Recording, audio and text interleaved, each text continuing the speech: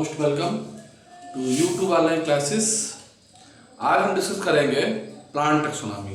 Basically आज जो हम क्लास स्टार्ट कर रहे हैं तो प्लांट टैक्सोनॉमी की जो बेसिक्स है टर्मिनोलॉजी वो स्टार्ट करेंगे, क्योंकि अगर प्लांट टैक्सोनॉमी पढ़नी है तो सबसे पहले हमें मार्फोलॉजिकल स्टडी के लिए कौन कौन से पार्ट होते हैं, रूट, स्टेम, लीव्स, उनके टाइप, उनका अरेंजमेंट, ये सब हमें पढ़ना होता है, जो प्लांट टैक्सोनॉमी की बेसिक जरूरत होती है।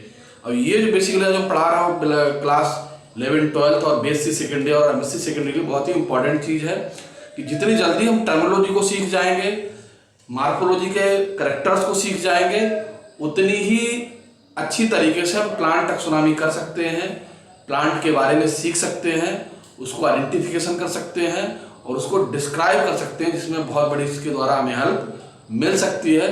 तो आज हम सबसे पहले शुरू करते हैं प्लांट टैक्सोनॉमी टर्मिनोलॉजी का पहला हमारा पार्ट है रूट। सबसे पहले प्लांट शुरू करते हैं। सबसे पहला प्लांट में पता होना चाहिए कि हमारा जो हम प्लांट देख रहे हैं नेचर में, इसकी जरूरत क्यों पड़ी। जब प्लांट को हम क्लासीफाई करते हैं, प्लांट को अरेंज करते हैं, तो हमें उसको अरेंजमेंट में देखना पड़ता है कि कौन किस तरीके के प्लांट है। तो मार्फोलॉजिकल कैरेक्टर के बेस पे ही अरेंज किया गया, वो चाहे टेंसन हो, चाहे बेंथम होकर हो, चाहे लीनियस हो। मोस्ट लोगों ने क्या किया कि प्लांट्स को उनके मार्फोलॉजिकल कैरेक्टर के अनुसार लीफ, रूट, स्टेम, इन सबको कैरेक्टर के चूज करने के बाद उन सबको प्लांट को अलग अलग ग्रुप में, अलग अलग क्लास में क्लासीफाई किया, इसमें हेल्प मिलती है। तो हम सबसे पहले प्लांट को आइडेंटिफाई कैसे करते हैं। सबसे पहला काम होता है कि प्लांट में हम ये देखें कि जो प्लांट हम देख रहे हैं, जो प्लांट हमारा है वो डाइकाट है, मोनोकाट है, किस तरीके का प्लांट है, जीरोफिटिक है, हाइड्रोफिटिक है, इस तरह के बहुत सारी चीजें जो है जिनको हमें देखना है। तो सबसे पहले आइए हम बात करते हैं रूट्स की। तो बेसिकली देखा जाए तो रूट जो बेसिकली होती है वो 3 रूट सिस्टम होता है हमारे प्लांट्स में। वो चाहे कितना डाइकाट हो, मोनोकाट हो, सभी मिलाकर केवल 3 प्रकार के रूट्स आती हैं। बाकी रूट्स में क्या होता है, मॉडिफिकेशंस होता है, कुछ स्पेशल टाइप की रूट्स भी पाई जाती है। तो सबसे पहले बात करते हैं, सबसे पहला हमारा आता है प्लांट सिस्टम में जो रूट होती है 3 प्रकार की होती है। सबसे पहले हमारी क्या होती है, टैप रूट। टैप रूट जो है उसमें क्या होता है कि ये बेस से निकलती है, जहां से स्टेम शुरू होता है उसके नीचे की ओर, तो जियोट्रॉपिकली पॉजिटिव ग्रोथ करती है, नीचे की ग्रोथ करती है।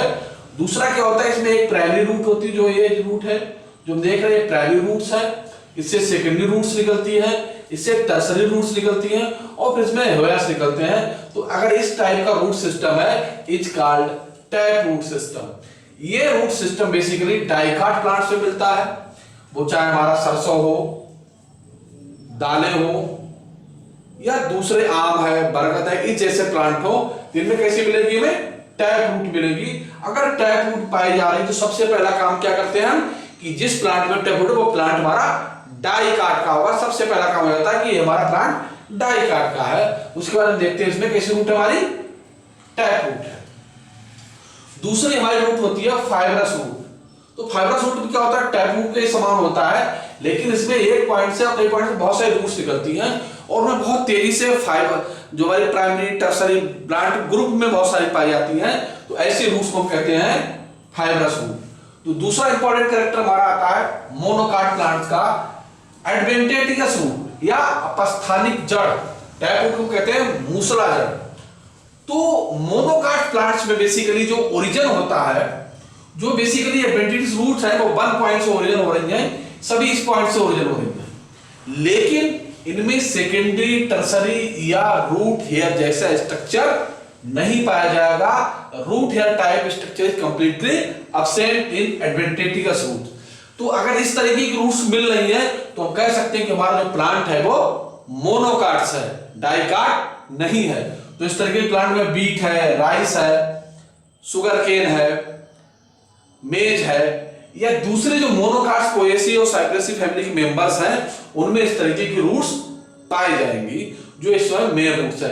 अब इसके अलावा कुछ प्लांट्स में हमारी मतलब मॉडिफाइड रूट्स भी मिलती है। जिस टाइप हम देखते हैं बनाइन ट्री यानी कि बरगद का प्लांट। तो बरगद के प्लांट में देखते हैं तो हैंगिंग रूट्स पाई जाती है, लटकती रहती है, रस्सी संरचना रहती है, थ्रेड्स लाइक, और उनमें भी रूट्स नीचे रेड रेड कलर की कुछ स्ट्रक्चर पाए जाते हैं। और यहाँ अर्थ पर लगने के बाद, जमीन पे लगने के बाद ये वहां से सीधा स्टेम तैयार हो जाता है और वो रूट्स जो हमारे नीचे होती है वो रूट्स का मॉडिफाइड कर देती है, प्लांट डेवलप हो जाता है वहां से नया प्लांट। तो जो रूट्स लटकती रहती हैं इस टाइप की रूट्स क्या कहलाती है? एरियल रूट्स या बाइबियल रूट्स। इस तरीके के रूट्स अगर देखा जाए तो कुछ विशेष प्रकार के रूट्स मिलती होती हैं। आर्किड्स में हम कहते हैं, आर्किड्स में, तो आर्किड्स देखा जाए एपिफिटिक प्लांट है, इस तरीके का लगा रहता है, खाना अपना बनाता है और उसमें रूट्स पाई जाती हैं। तो वो केवल बेस के लिए प्लांट का यूज करता है, बाकी हवा से पानी को ऑब्जर्व करता है, मॉइस्चर को ऑब्जर्व करता है, प्लांट फोटोसिंथेसिस करते हैं और वहां से मिनरल दूसरे प्लांट से ले लेता है। इस तरीके से अपना लाइफ सर्वाइव करता है। अब देखें यहाँ पर क्या होता है, जो हमारा आर्किड प्लांट है, आर्किड प्लांट के रूट में क्या होता है? डेलामेंट टिश्यू होता है जो हवा से मॉइस्चर को एब्जॉर्ब करता रहता है। तो ऐसे प्रकार के रूट्स को हम मॉइस्चर रूट या आर्द्रता ग्राही रूट कहते हैं। मॉइस्ट रूट या आर्द्रता ग्राही। तो ये बेसिकली किसे मिलेंगी? आर्किड्स में। ऑर्किड तो आर्किड्स में मिलती है, ये बनियाइन ट्री में मिलेगी या बरगद प्लांट में। तो इस तरीके की रूट्स मिलेगी। फिर हम कहते हैं सेमल का प्लांट देखा होगा कि बाहर दीवार जैसी रूट्स के बेस से ऊपर स्टेम से दीवार जैसी बन जाती है, तो कहलाती है बटरसस रूट। अब हम देखते हैं कि कुछ प्लांट जमीन में फैले रहते हैं, उनके जहां जहां से लीफ निकलती है वहां वहां से रूट्स का भी ओरिजिन होता है। तो ऐसे रूट्स कहलाती है नोडल रूट्स। ये देखो, ये कहलाती है नोड्स, जहां से लीफ निकले नोड हो जाएगा और नीचे निकले रूट्स नोडल रूट्स कहलाएगी। ये रूट्स होती हैं। उसी तरीके से स्टेम से निकलने वाली रूट्स ये हवा में भी निकल आती हैं। तो जहां जहां से लीफ निकल रही है स्टेम से जगह जगह रूट्स डेवलप हो जाती हैं। ये रूट्स जो होती हैं प्लांट्स को चढ़ने में सपोर्ट करती हैं, मॉइस्चर भी ऑब्जर्व करती है और जमीन में बन जाए तो नए प्लांट में भी करती है और वेजिटेटिव रिप्रोडक्शन में भी हेल्प करती है। अगला हम देखते हैं भाग हमारा आता है कि ग्लैंडुलर रूट्स। कुछ प्लांट्स ऐसे होते हैं जैसे कि हमारी माला होती है तो माला में लड़ी जैसी पाई जाती है, तो उन्हें हम ग्लैंडुलर रूट्स कहते हैं। फूली होती है गुच्छे की, माला जैसी गुच्छी सुलझी रहती है।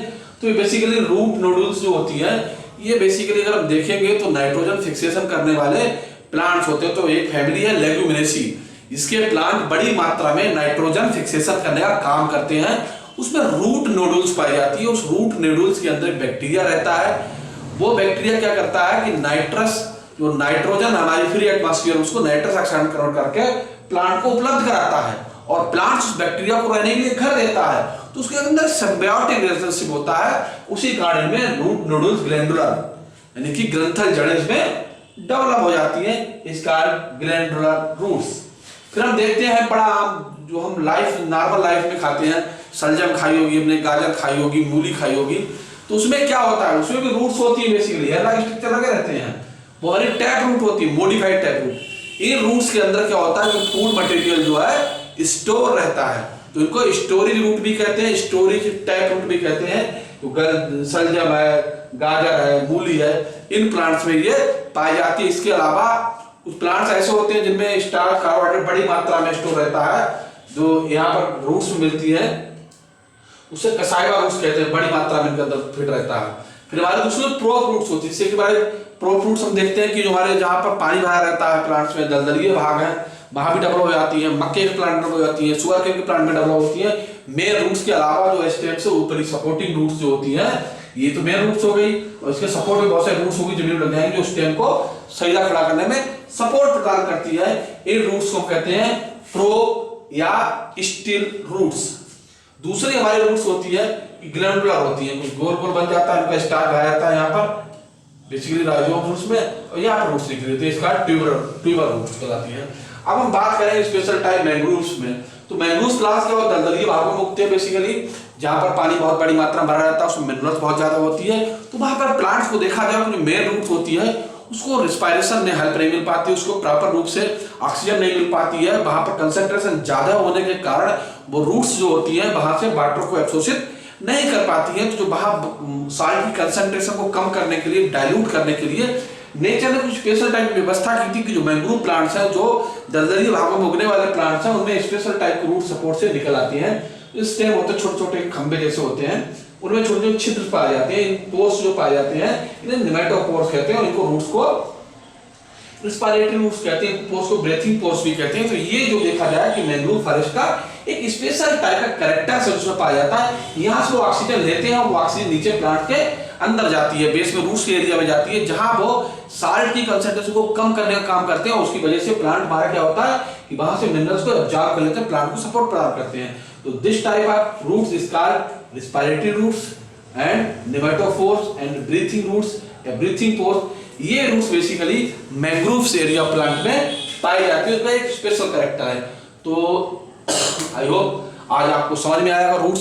तो देखा जाए रूट्स आपका सबसे पहला काम क्या होता है कि रूट्स के आधार पर हम प्लांट डाइकाट है मोनोकाट है इसको हम डिसाइड कर सकते हैं, जिससे कि हम अपनी जो स्टडी हम प्लांट की कर रहे हैं उसको आगे की दिशा दे सकते हैं कि हमारा मोनोकाट प्लांट से कौन से आगे कैरेक्टर हो सकते हैं, डाइकाट प्लांट से कौन से कैरेक्टर हो सकते हैं। तो मोनोकाट डाइकाट में जो मेन डिफरेंस जो रूट्स लेवल पे है वो टैप रूट और एडवेंटेटिव रूट है। उसके बाद अकॉर्डिंग टू क्लाइमेट और कंडीशंस के अनुसार जो रूट्स है जो हमारी वो मॉडिफाइड होती रहती है और उनको अलग अलग रहता है, लेकिन जो रूप रहता है वो एडवेंटेज और टैप रूट के बीच में ही रहता है। उसमें स्टोरेज करना है, ग्रोथ है, क्लाइमेट के अनुसार उनमें चेंजेस आते रहते हैं। बस।